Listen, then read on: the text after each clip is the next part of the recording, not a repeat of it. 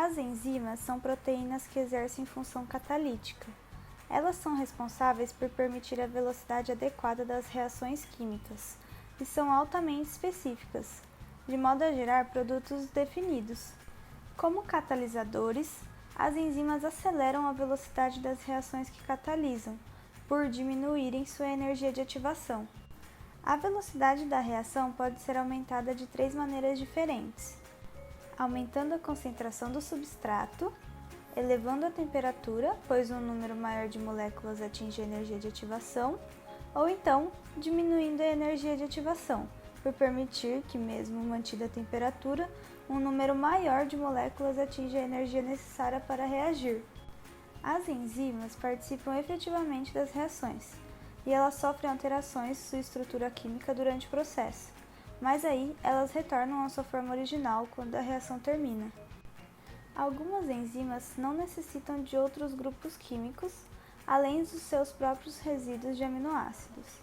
Outras necessitam de um componente químico adicional, denominado cofator, que pode ser um ou mais íons inorgânicos, como ferro, magnésio, manganês ou zinco, ou uma molécula orgânica complexa, denominada coenzima.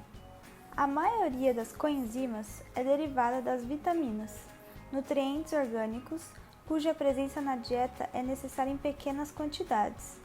Uma coenzima ou um íon metálico que se ligue muito firmemente ou mesmo covalentemente a uma enzima é denominado grupo prostético.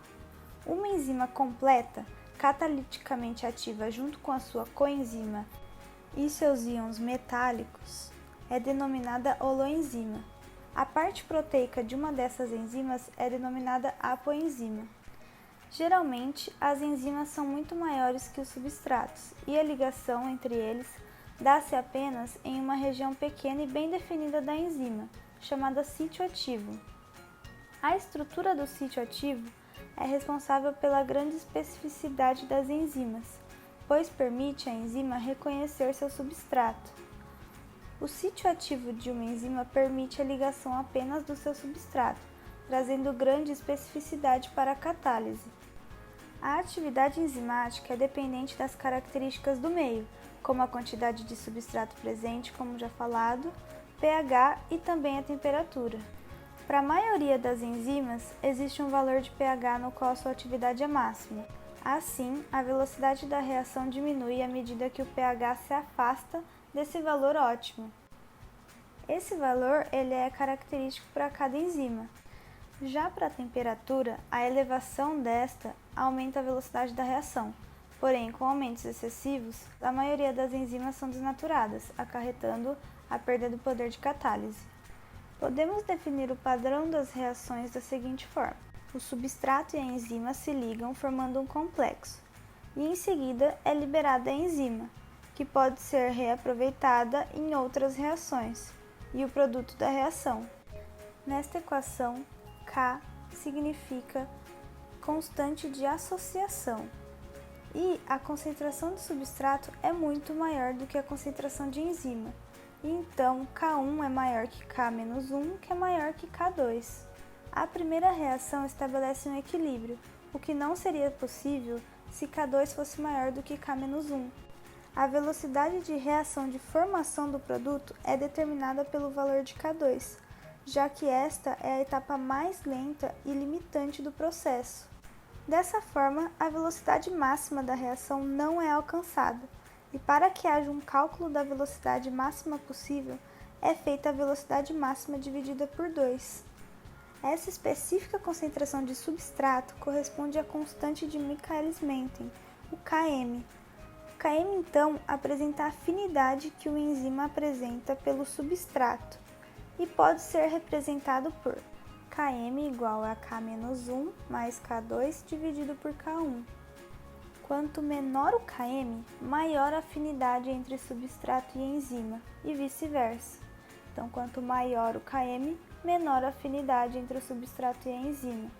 O valor do Km é diferente para cada substrato de determinada enzima.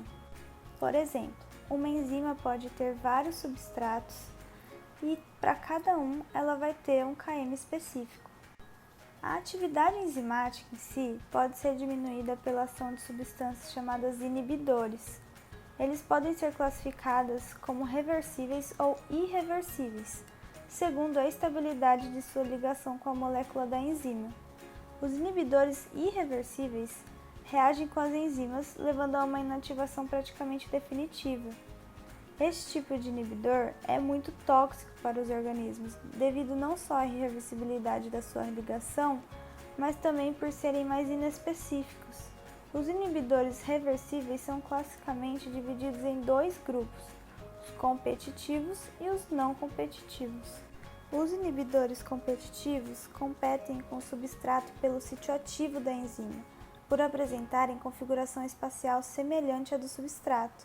Quando a molécula da enzima é liberada, irá associar-se a novas moléculas de substrato ou de inibidor, com uma probabilidade que dependerá de suas concentrações e das afinidades entre enzima e substrato, e entre enzima e inibidor.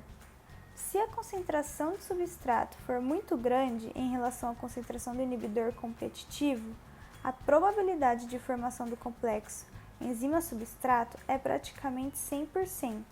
A velocidade máxima da reação será idêntica à velocidade máxima da reação na ausência do inibidor, mas só será obtida com concentrações de substrato maiores do que as da reação não inibida, mas o Km será maior. Os inibidores não competitivos alteram a estrutura enzimática, se ligando a outras regiões na molécula da enzima e não no sítio ativo. Eles podem se ligar inclusive quando a enzima está ligada ao substrato. Na presença de um inibidor não competitivo, tudo se passa como se efetivamente houvesse uma concentração menor de enzimas. A velocidade da reação será menor do que na ausência do inibidor, para qualquer concentração de substrato. É claro que a velocidade máxima da reação também será reduzida. Porém, o valor do Km não será diferente com ou sem inibidor não competitivo. Isso porque as velocidades medidas resultam da ação das enzimas que não estão ligadas ao inibidor e que conservam a mesma afinidade pelo seu substrato. A atividade enzimática pode ser regulada de diferentes maneiras. Ajustes na velocidade das reações catalisadas por enzimas permitem que as células atendam às necessidades de energia e das biomoléculas de que precisam para crescer e se manter. As enzimas alostéricas agem por meio de ligações reversíveis e não covalentes com compostos regulatórios, que geralmente são metabólitos pequenos ou cofatores. Mudanças conformacionais induzidas por um ou mais moduladores interconvertem formas mais ativas e formas menos ativas da enzima. Moduladores de enzimas alostéricas podem ser inibitórios ou estimulatórios. Muitas vezes, o modulador é o próprio substrato. Enzimas regulatórias em que o substrato e o modulador são idênticos são denominadas homotrópicas. Quando o modulador é uma molécula diferente do substrato, diz-se que a enzima é heterotrópica. Em outra classe de enzimas regulatórias, a atividade é modulada por modificações covalentes. Esses diversos grupos geralmente são ligados e removidos às enzimas regulatórias por enzimas distintas. Um exemplo é a fosforilação e desfosforilação, que pode aumentar ou diminuir a atividade enzimática. Muitas enzimas proteolíticas são sintetizadas como precursores inativos, denominados imogênios, que são ativados por hidrólise, a qual remove pequenos fragmentos peptídicos.